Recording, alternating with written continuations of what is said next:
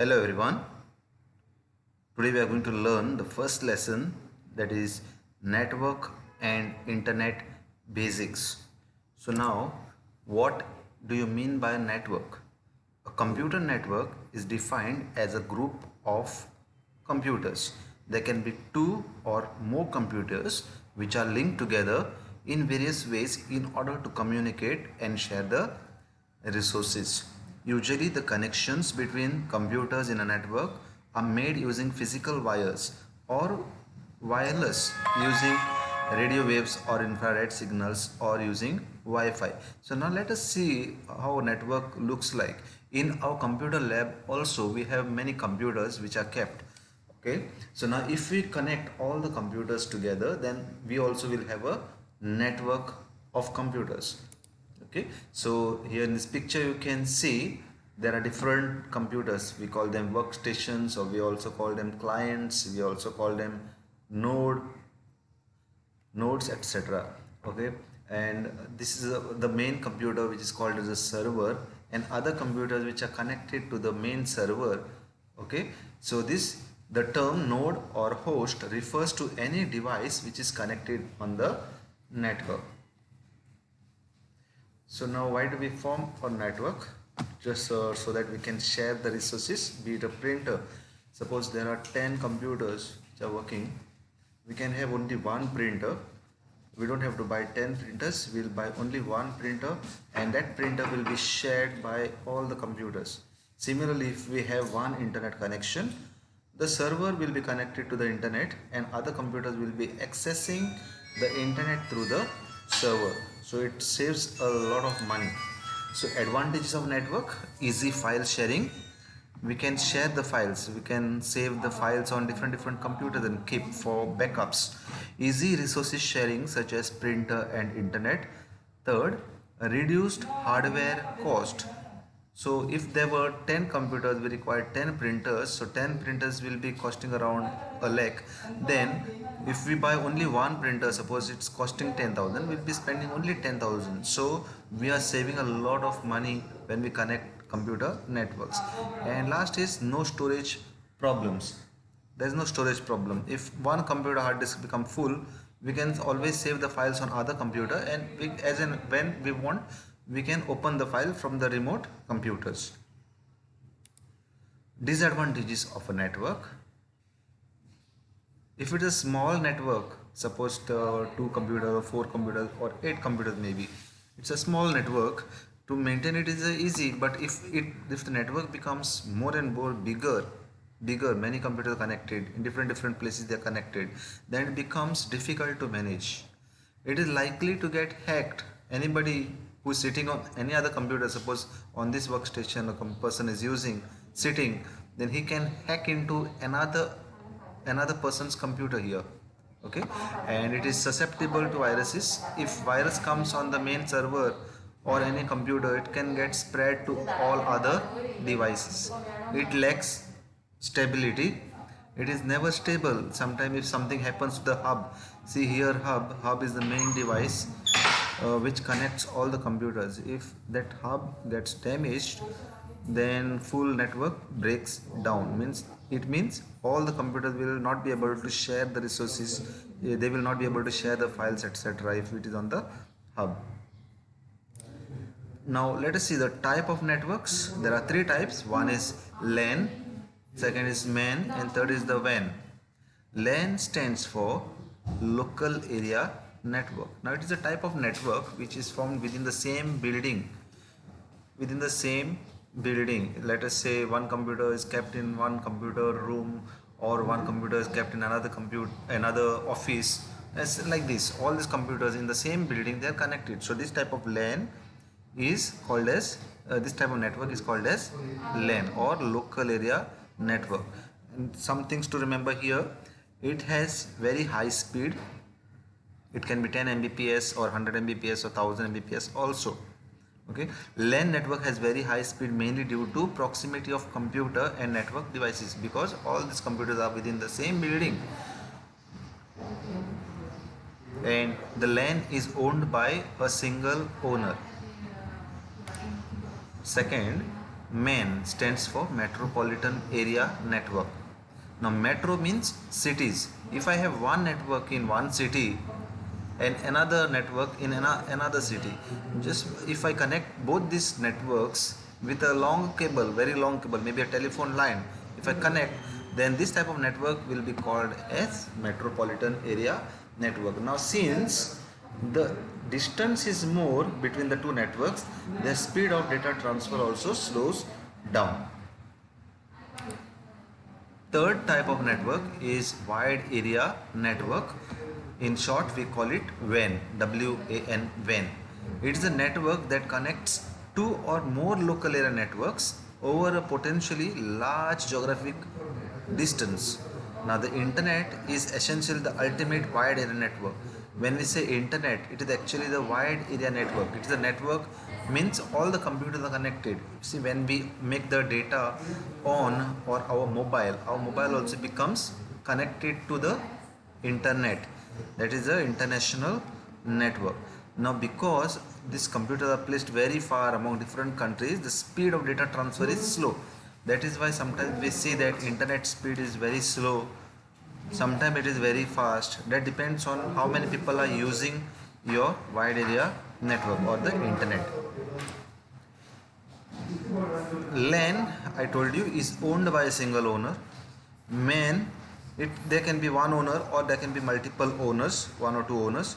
But who owns the internet, the international network as a whole? If we see all the computers as one network, who owns? There is nobody, nobody owns the internet, because different people are connecting to the same network. Nobody does own the internet. No single person or company owns the internet or even controls it. Now to connect to the internet, what are the basic things that we require? One is a personal computer, second is the modem, third is a connectivity. It can be BSNL, it can be Vodafone, it can be Jio, any, and last is the browser. Browser is a software through which we can get the web pages and the information which is required. So these are the four essential parts. One is the computer itself, modem, connectivity, and fourth is the browser. In the mobile, all these four are already available. Your personal computer is your mobile itself. Modem, for the mobile modem is inbuilt, and connectivity we buy the data packs, and browser is there on the mobile, it is Google Chrome. Otherwise on the laptop or a personal computer, these are the four essential things. Now what is Wi-Fi? Wi-Fi stands for wireless fidelity. It is a local area wireless technology that allows the users to exchange data and connect to internet via electronic devices like mobiles or laptop. Hotspot is a kind of router or a physical tool which offers internet services via wireless local area network. That is, suppose my mobile has internet and other person want to share my internet. So what I will do basically is turn on my data, and I will also turn on my hotspot, and the other person who wants to access my internet connectivity will make his Wi-Fi on and connect to my device. Now what is an ISP? It stands for Internet Service Provider. It is the company that provides other companies or individuals with access to the internet. That is, suppose I want to browse internet, I want to browse Google, YouTube, etc. Simply I cannot open the Google Chrome and download the information. For that I have to have an account or a data pack. That data pack is itself an account. We can have it like Vodafone, Jio, Airtel, BSNL, and so many others are also shown over here. Functions of a modem. Modem stands for modulator, demodulator. See, when suppose there are two computers, one computer here and another computer located somewhere very far. So both these computers will require their individual modems. So this modem is for this computer and this modem is for the remote computer. So from my computer, let us say this is my computer, this is my friend's computer. So from my computer, if I want to send him a message, say hello. So how it will go? It will go through the modem. See, when computer understands only binary or digital language, zeros and ones, this you have learnt in probably in 6th standard. Okay, so computer understands only zeros and ones. And this modem is connected to the telephone line. This curved is the telephone line, and on the telephone line digital signals will not work. They have to be converted to something called as analog signals. So okay, so what this modem does, it takes this message, this digital signals, and convert that same message into analog signals. And at the receiver side, my friend's computer, what it will do, this modem will convert these analog signals back to the digital signals, and on finally it will get displayed on his computer or on the mobile. So modem plays a very important role here of conversion. That is why it is called as a modulator. First here on my side it is modulating, other side, friend side, it is demodulating. Same thing what will happen, suppose my friend sends a message to me, his modem will modulate and my modem will demodulate.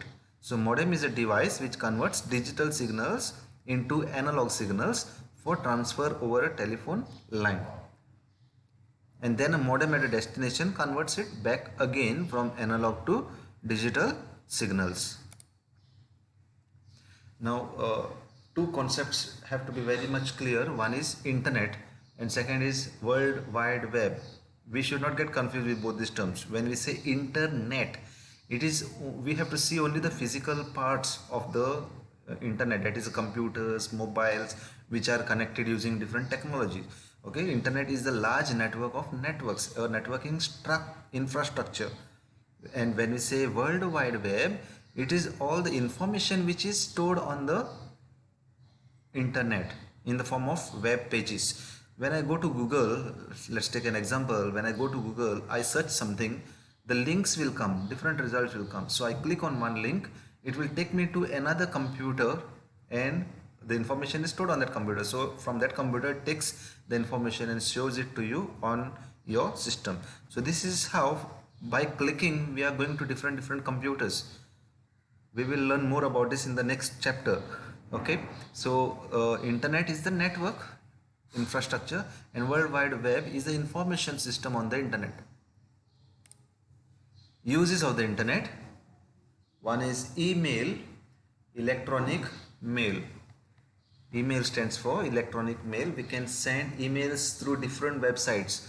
There is Yahoo Mail, there is Gmail, there is Hotmail, Rediff Mail. So we can use any of this to send an email to our relatives or friends. Second use of internet is information. Any kind of information on any topic is available on the internet. We want any topics, just type in google.com and search and you get the information. Business, buyers and sellers can communicate on the internet. And social networking. Social networking basically refers to WhatsApp, Facebook, Instagram and so on. Fifth, online shopping. We can buy many products online on the internet using Amazon.in website, Amazon website and so on. Entertainment, we can download so many songs, videos which are available on YouTube and we can use them provided they are not copyright. Seventh point is e-commerce. E-commerce is electronic commerce, purchasing items online. That is, if I want to transfer the money from one person to another person, that comes under electronic payments or e-commerce. Services such as online banking, job seeking, purchasing tickets. You can even book your railway tickets or airline tickets. We can book tickets for the movies and so on. Even we can pay the electricity bill now on internet using Paytm and so on. Last one is the job search. Internet is the best place to search for the job. There are so many websites like monster.com and so on through which you can apply for the jobs. How does internet work? Let us say your PC means, let us say this is my PC and this is the friend's PC. When I send a message, how does it travel? We had seen earlier, it goes through the modem and then modem to the telephone line and again it comes to the modem and comes to the computer.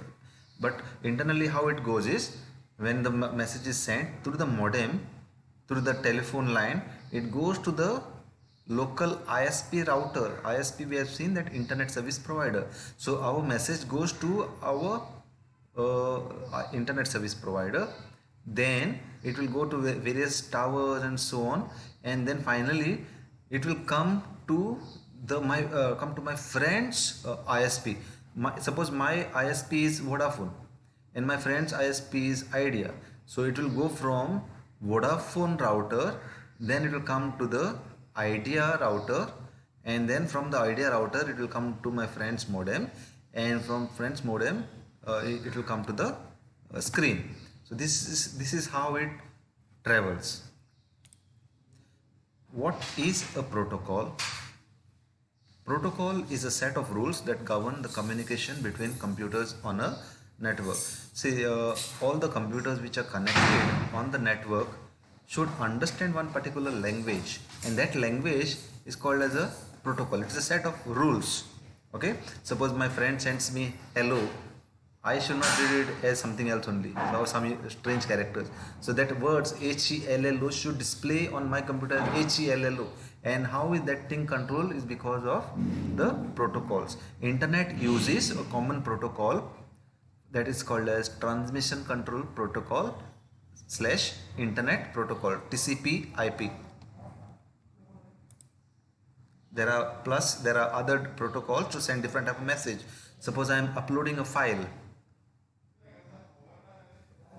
For that file transfer, we use computer uses file transfer protocol. So for uploading a file or downloading a file, FTP controls that. HTTP stands for Hypertext Transfer Protocol. That is, when we click on the link in Google, we type and search, so the links will come there. So when I click on the link, that link is a hypertext, and the link is called as a hyperlink. Okay, so when I click on that particular hypertext, it has to open the exact website. So that is controlled by the hypertext transfer protocol. And when we chat on WhatsApp or on any other internet relay chat, protocol is used so that we can chat on the internet. And SMTP stands for Simple Mail Transfer Protocol. When we send emails, the email should go in the respective person recipient's inbox. So how the message goes in his inbox is because of Simple Mail Transfer Protocol. Finally, who puts the content on the internet? We see on YouTube there are so many videos, so many educational videos. On Google also there is a lot of information. Who puts the content over there? It is all the people who are using the internet are contributing to the World Wide Web. Thank you.